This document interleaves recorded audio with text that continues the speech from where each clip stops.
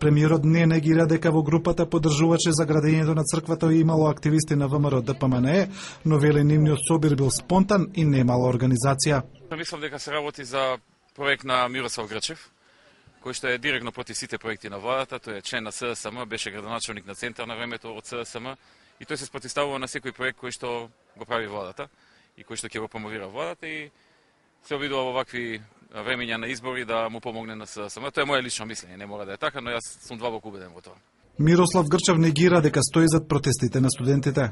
Спонтано самоорганизирање на студентска младина, која што очигледно беше во една мала символична бројка со едни питоми протестни пораки, беше згазена и физички нападната од добро организирана фаланга на верски и партиски фундаменталисти.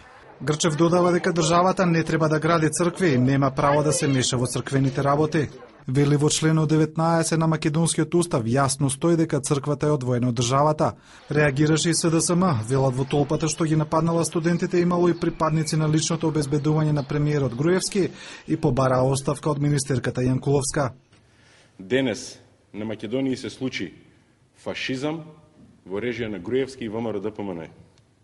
Груевски, Јанкуловски и ВМРО ДПМНЕ немаат право, затскривајќи се зад крстот и Божјето име, да ги тепаат македонските граѓани, како што веќе ги тепа и млекарите.